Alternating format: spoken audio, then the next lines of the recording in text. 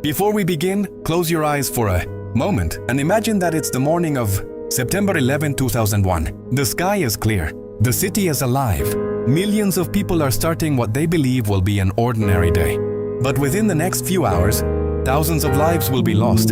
Two iconic towers will disappear from the New York skyline, and the world will witness one of the most devastating events in modern history. More than 2 decades later, the images remain unforgettable. The stories remain heartbreaking, and the impact of that day continues to shape the world we live in. Welcome back to MystoReveal. Today we're uncovering the complete story behind September 11, 2001, an event that changed global history forever. This is the story of 9/11, the day the world stood still. September 11, 2001 began as a normal Tuesday morning in the United States. The summer heat was fading, the skies were clear across much of the East Coast, and millions of Americans were beginning another ordinary day. Office workers rushed toward their jobs, students prepared for classes, and travelers boarded flights. Without giving a second thought to the routine act of flying, nothing about that morning suggested that it would become one of the darkest days in modern history. Yet, within a few hours, the world would witness an event so shocking that people would remember exactly where they were when they first heard the news. To understand the significance of September 11th, it is important to understand the America that existed before the attacks. At the dawn of the 21st century, the United States stood as the world's leading superpower. The Cold War had ended nearly a decade earlier, and the country enjoyed unmatched economic and military influence. New technologies were transforming everyday life. The internet was rapidly connecting the world, businesses were growing, and many Americans viewed the future with optimism. The country felt secure. While terrorist attacks had occurred before, few Americans imagined that a foreign terrorist organization could carry out a devastating attack on American soil using civilian aircraft as weapons. One of the most recognizable symbols of American success stood in Lower Manhattan, New York City.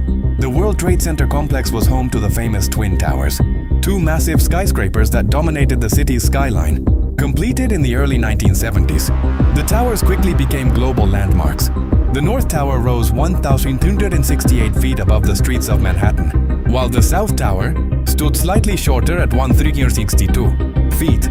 Together they represented economic power, international commerce, and the ambition of a nation that constantly pushed toward greater heights. Every weekday morning, tens of thousands of people entered the World Trade Center. Bankers, accountants, engineers, executives, receptionists, security personnel, restaurant workers, and tourists all moved through its halls. Many employees arrived before 8 a.m., carrying coffee cups and briefcases as they prepared for another day of work. Some were discussing upcoming meetings, others were checking emails or greeting co-workers. For these people, September 11th began like countless other mornings. Meanwhile, hundreds of miles away, a different story had already been unfolding for years. Deep within the leadership of the terrorist organization Al-Qaeda, plans had been developing for an attack unlike anything the world had ever seen. Al-Qaeda had been founded by Osama bin Laden, a wealthy Saudi-born extremist who believed the United States was the primary obstacle to his vision of a radically transformed world. Throughout the 1990s, the organization carried out attacks against American interests abroad. These included the bombings of U.S. embassies in East Africa and the attack on the USS Cole, a United States Navy destroyer. Yet these earlier attacks were only a preview of a far larger operation. The mastermind behind the September 11 plot was Khalid Sheikh Mohammed, who proposed an ambitious plan involving commercial airliners. Instead of planting bombs, the attackers would seize control of passenger aircraft and use them as guided missiles. The idea was horrifying because it transformed ordinary airplanes into weapons capable of causing catastrophic destruction. Planning for the operation took years. The conspirators studied aviation, researched security procedures, selected targets, and recruited individuals willing to die for the mission. Several members of the group traveled to the United States, where they enrolled in flight schools and learned how to operate large aircraft. They lived quietly among ordinary Americans, often attracting little attention to neighbors and acquaintances. Many appeared to be typical students pursuing aviation training. Behind this appearance, however, they were preparing for an attack that would change history. 19 hijackers were ultimately chosen for the mission. They were divided into 4 teams, each assigned to a different aircraft. Their targets included the World Trade Center in New York City, the Pentagon in Virginia, and a 4th location that investigators later concluded was likely either the US Capitol building or the White House. The operation depended on precise timing. Multiple planes would be hijacked within a short period, creating confusion and making it difficult for authorities to respond quickly. As September 11th arrived, the hijackers began moving into position. Some stayed in hotels near airports. Others reviewed the details of the mission. Before dawn, they made their way toward airport terminals where thousands of ordinary travelers were also beginning their journeys. Security procedures in 2001 were far different from those that exist today. Passengers moved through checkpoints relatively quickly. Cockpit doors were not heavily reinforced, and the possibility of using an aircraft itself as a weapon was not widely anticipated. The first aircraft involved in attacks was American Airlines Flight 11. The Boeing 767 was scheduled to fly from Boston, Massachusetts to Los Angeles, California. On board were 92 people, including passengers, crew members, and 5 hijackers. Shortly after takeoff, the flight climbed into the clear morning sky. To everyone on board except the hijackers, it appeared to be a routine cross-country journey. The second aircraft was United Airlines Flight 175, another Boeing 767 traveling from Boston to Los Angeles. It carried 65 people, including 5 hijackers. Like Flight 11, it departed normally and followed its assigned route. Passengers settled into their seats, unaware that events were already unfolding that would soon place them at the center of a global tragedy. The third aircraft was American Airlines Flight 77, departing from Washington Dulles International Airport and bound for Los Angeles. It carried 64 people, including 5 hijackers. The fourth aircraft, United Airlines Flight 93, left Newark International Airport in New Jersey heading toward San Francisco. 44 people were on board, including 4 hijackers. At first, everything seemed normal. Air traffic controllers communicated routinely with pilots. Passengers read newspapers, listened to music, or prepared for long flights across the country. Flight attendants performed their usual duties. No one suspected that the hijackers seated among them were waiting for the moment to begin their operation. As the planes traveled farther from their departure airports, the attackers made their move. Using simple weapons and coordinated tactics, they stormed the cockpits and took control of the aircraft. Some passengers and crew members were injured or killed during the takeover. Communications became confused. Air traffic controllers began noticing unusual behavior. Certain aircraft stopped responding to instructions. Others suddenly changed course. For controllers monitoring dozens of flights at once, the situation was deeply concerning but still unclear. Mechanical problems, communication failures, and navigation issues occasionally occurred in aviation. Initially, few people imagined that multiple aircraft were being hijacked simultaneously. The true scale of the threat had not yet become apparent.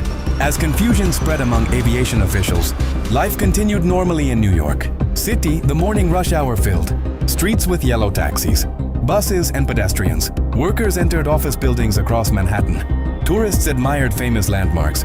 The weather was nearly perfect, with clear skies offering excellent visibility across the city.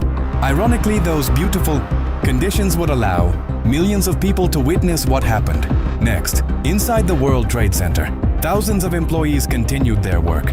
Some attended meetings high above the city. Others spoke on telephones, reviewed reports, or prepared presentations. Elevators carried workers between floors. Restaurants served breakfast. The routine rhythm of a normal business day continued uninterrupted. Meanwhile, American Airlines Flight 11 was no longer following its assigned route. Under the control of the hijackers, the aircraft turned south toward New York City. Traveling at high speed, it descended toward Manhattan. People on the ground had no idea that a hijacked airliner was approaching one of the most recognizable buildings in the world. At approximately 8:46 a.m., witnesses in New York began noticing a large passenger jet flying unusually low. Some stopped to watch. Others pointed toward the sky in confusion. The aircraft appeared to be moving far too fast for its location. Within moments, it became clear that something was terribly wrong. The plane raced toward the North Tower of the World Trade Center. And in a matter of seconds, the world would change forever.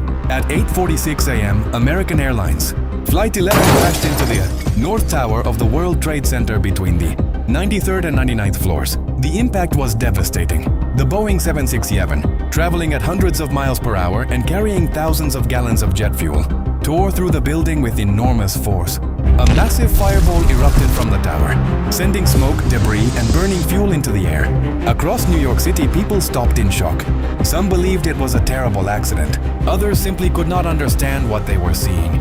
Television stations immediately interrupted their regular programming and began reporting that a plane had struck the World Trade Center. Inside the North Tower, chaos erupted instantly. The impact destroyed stairwells, severed communication lines, and trapped hundreds of people on floors above the crash zone. Many workers who survived the initial impact found themselves surrounded by smoke, fire, and confusion. Some attempted to call family members. Others searched desperately for escape routes. Emergency alarms echoed through the building as thousands of people began evacuating. Firefighters, police officers, and emergency medical personnel rushed toward the scene, not fully aware of the scale of the disaster that was unfolding. As news coverage spread across the country, millions of Americans turned on their televisions. Helicopters circled the burning tower while reporters struggled to explain what had happened. Many experts initially speculated that the crash was a tragic accident involving a small aircraft, but as investigators and aviation officials gathered information, evidence began suggesting something far more sinister. Air traffic controllers had already reported suspicious activity involving the aircraft before it struck the tower. While the nation focused on the burning North Tower, another hijacked plane was rapidly approaching New York City. United Airlines Flight 175 had also been taken over by terrorists and was heading directly toward the World Trade Center. At first, few people knew a second aircraft was involved. Even many emergency responders rushing toward the North Tower believed they were responding to a single catastrophic accident. At 9:03 a.m., only 17 minutes after the first impact, millions of television viewers witnessed an event that erased any doubt. United Airlines Flight 175 slammed into the South Tower between the 77th and 85th floors. The collision created another enormous explosion, sending flames and debris in every direction. The impact was captured live on television, broadcasting the horror to viewers around the world. In that moment, it became clear that America was under attack. Panic spread across New York City. People ran through the streets covered in dust and debris. Office buildings were evacuated. Bridges and tunnels became crowded as thousands attempted to leave. Lower Manhattan, emergency dispatch centers were overwhelmed with calls. Across the country, citizens watched in disbelief as smoke poured from both towers. Inside the South Tower, conditions quickly deteriorated. Elevators were destroyed. Fire spread through multiple floors.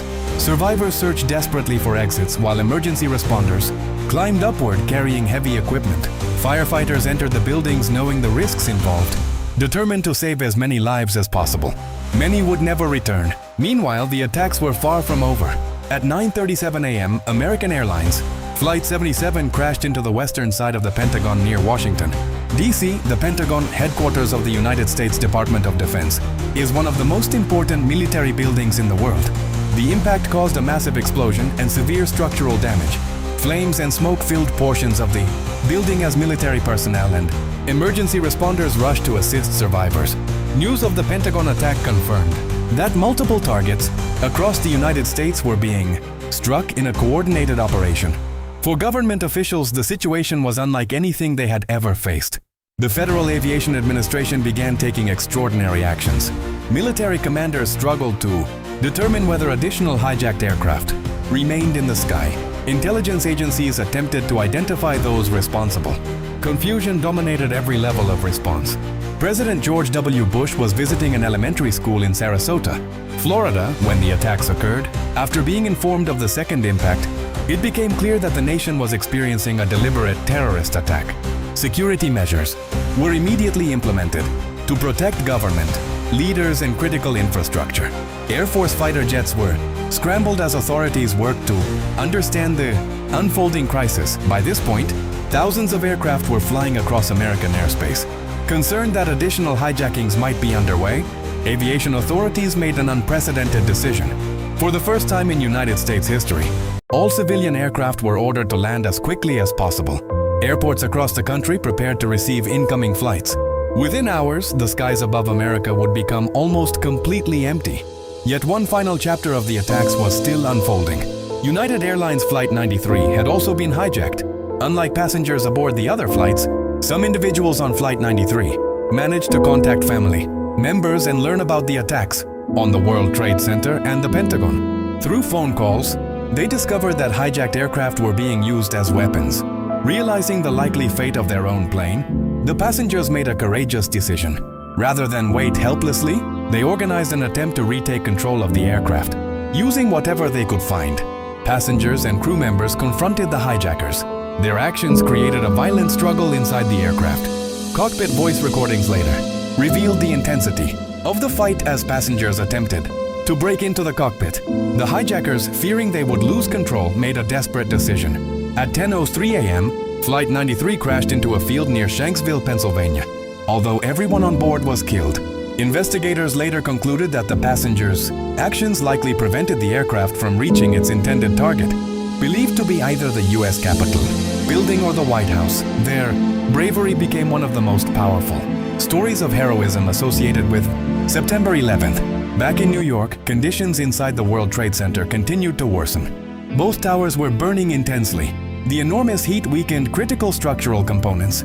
Firefighters worked tirelessly to evacuate survivors, but few understood how close the buildings were to collapse. At 9:59 a.m., only 56 minutes after being struck, the South Tower suddenly collapsed. Millions of people watching live television saw the unimaginable happen. The massive skyscraper crumbled from the top down, sending a gigantic cloud of dust and debris through lower Manhattan. Emergency responders and civilians ran for safety as the collapse engulfed nearby streets. The collapse shocked the world. Skyscrapers of that size had never fallen due to fire in such a dramatic way. Yet even as the dust settled, thousands of people remained trapped in the North Tower, and hundreds of firefighters continued rescue efforts nearby. For those who survived the South Tower collapse, there was little time to recover. The North Tower remained standing, but the damage from the earlier impact and ongoing fires continued to weaken its structure. Emergency personnel desperately searched for survivors while officials feared another collapse might occur. At 10:28 a.m., the North Tower also collapsed. The destruction was catastrophic. A second massive cloud of dust swept through New York City. Streets disappeared beneath debris. Emergency vehicles were crushed. Communication systems failed.